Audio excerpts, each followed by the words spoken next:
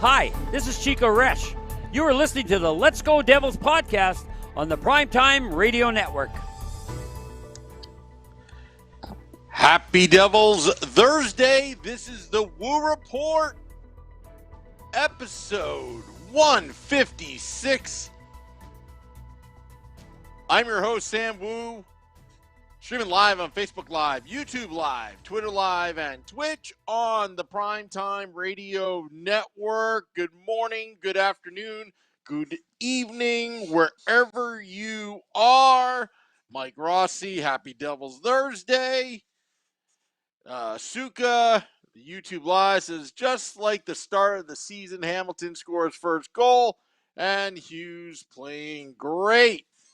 What a game last night. Felt like opening night all over again. You play a bad team like the Buffalo Sabres, like the Devils did with the Chicago Blackhawks at that time period in October, and the Devils were victorious. Had some sloppy plays for about 7 to 10 minutes of the game, but they played mostly a good game, got lucky, and won 4-3, and stopped their 6-game losing streak. Their second win in December of 2021. First road victory since November 20th, when Nick Villano and I were at Amalie Arena celebrating a victory over the Tampa Bay Lightning. Yes, the Stanley Cup champion, back-to-back defending Stanley Cup champions, Tampa Bay Lightning. And then the Devils went downhill. I think it had something to do with the jersey reveal. Maybe, maybe not. But let's just have a nice podcast and let's talk about today's topic, Devils hockey. Keep it simple, stupid. Well, we've heard that term all along, haven't we? I've been preaching about the Devils simplifying their game. Whether it was on the Woo Report, Devils After Dark, Game Day Live, Let's Go Devils Podcast Sunday Edition, and of course, pucksandpitchforks.com's State of the Fan Address with Nick Villano and I have been preaching this all along, that the Devils should play lane hockey, dumb it down, simplify it, don't overthink it, and also, start playing like a team. That acronym KISS is nothing new. I didn't make it up. Old coaches of the past in my youth used to say, Sam, keep it simple, stupid. Don't overthink it. And it all boils down to, and I don't want to dumb it down to the point where I'm talking to you like a child, but the goal here is to score more goals than the other team by the end of the game. And I think oftentimes the Devils, we get lost in all these stupid hockey analytics, get lost in all the analysis, get lost in all the emotion of why they're losing, why, and then it becomes irrational banter of fire Mark Recchi, fire Lindy Ruff, fire this person. And I'm guilty of it too. Blaming the ownership, although I think that has a lot to do with it. But calmer heads prevail. Tom Fitzgerald sticking up for the coaches by not calling them out, but really putting the accountability and responsibility on the players. In return, the coaches during this time, this pause, the Christmas break that was extended, letting them hit the reset button really meant letting them forget about their worries and troubles for a few days. Let it clear out the memory bank. I've always said that hockey is mental. Talent's not the issue with the New Jersey Devils. I think it's all mental. And as they cleared their heads during an uncertain time, the coaching staff did a few things which I thought they should have done months ago or even back to last year. Putting Nathan Bastian on the power play should have been done once he came back to the New Jersey Devils. Remember, I was the one that pointed out that Nathan Bastian was a key member of the New Jersey Devils. Some people would look at me, Sam Wu, you're an idiot. That may be true, but I'm right here. Because when the game of hockey cannot be measured in metrics, the game of hockey is about team chemistry and knowing what works and what doesn't. In the league right now, and I should write this on pucksandpitchforks.com. I just got to get around to writing it. See, the thing is, it's like, maybe I should keep it simple, stupid. Maybe that's what Nick Villano's been telling me, because sometimes I get writer's block, blogging for pucksandpitchforks.com. But that's okay. I'm learning.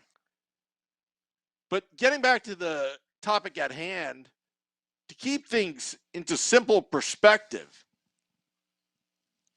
I think what the Devils coaches realized, these goaltenders around the league are big goaltenders right now. I mean, heck, the Devils have a lot of big goaltending. Goaltenders that are 6'4" and higher.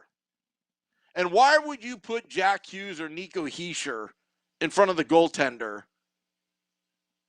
to screen instead of a brute force, big guy, second rounder in Nathan Bastian? Some fans were kind of critical of it, thinking the team lacks talent. Our team sucks. But in the sport, hockey is a different sport. It's not like baseball, where you can use metrics to a science. It's not like football. It's not like basketball. Hockey is a true team sport that where you have to really multitask, knowing where the puck is, being on ice skates, being on ice. You've got boundaries called the boards. There's no such thing as out of bounds other than the puck flying out of play. It's a different sport. It's a team sport. You need to have the right players and the right chemistry out on the ice. It doesn't matter what system any coach uses, as long as the players believe in it. Right now, Lindy Ruff's system has been tough for these young kids to grasp. I do like the adjustment of what Nazardine has done, Mark Recchi has done, and what Lindy Ruff has done was try to simplify the process. Also said on Madison Square Garden Network's Bryce Salvador and Erica Wachter and Steve Cangelosi and Ken Danico, Mr. Devil himself. That was kind of the theme. Keep it simple. And there is nothing wrong with having a simple offense, simple defense. You talked about the penalty kill. What did I say? What did I say about a year ago when I got a clipboard out with a parrot and talked about the NFZ, no fun zone? I simplified the game plan of concentrate and focus on one part of the ice, and that's in front of your goaltender, and make sure that nobody from the opposing team has any fun in that slot area. Analytics people call it the high danger zone area. I call it the slot area, in front of the goal mouth, making sure that you've got your big bodies. Use your God-given gifts of your size to get in front of that puck and block, and making sure your goaltender can see any shots coming at him and keep the offender, the opposing players out on the perimeter where there are low percentage chances of actually scoring on defense. Pete Maggio calls it shooter's alley. Hey, we're talking the same language, just different dialect. We're talking puck right now here on the Woo Report, streaming live on Facebook Live, YouTube Live, Twitter Live, and Twitch. Also on the Primetime Radio Network. So, this is what I'm talking about right now. I talked about lane hockey because in the way beginning, the fundamentals were not there for the New Jersey Devils. For one night only, after the reset button, for one night only, we actually saw a semblance of structure for at least 51 minutes. How they came out in the second period was pathetic, but hey, at least they got back on the wagon. They got back on track. They were able to simplify the game again, and the collateral damage of their lackadaisicalness was minimized. It was, was stopped. Put the Band-Aid on the wound. Stop the bleeding before it's too late. And you got to give the Devils credit on that. Got to give the coaches credit because, let me tell you, we heard all the fire Mark Recchi chants, and I always said, sure, he should be held accountable. But I'm always wondered, why is Mark Recchi successful everywhere but the New Jersey Devils? There had to be a reason. And they adjusted. Took them long enough, but the coaches adjusted, and you got to give them credit. And I think the Devils have a big early test here. I know the Devils social media account, and I kind of made fun of them on my blog, that starting a little trash talk, but let's be honest with ourselves. You just beat the Buffalo Sabres. Big whoop. Let's see how you do against the Edmonton Oilers. Tomorrow at The Rock, 1 p.m. Eastern start, New Year's Eve. Vinny Parisi and I will be doing Game Day Live at 12 p.m. Eastern. Will not be at Taj Lounge 973. I'll probably explain this later tomorrow, the reasonings of it. But obviously, you could probably figure it out. It's for safety reasons.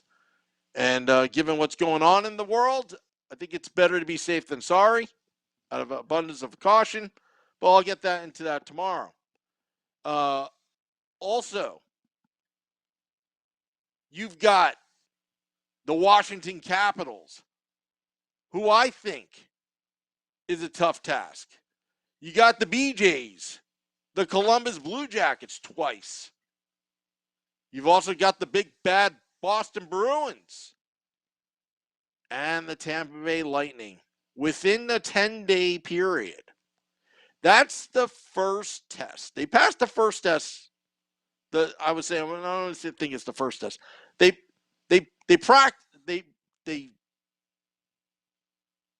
aced their pre-test against the Buffalo Sabres.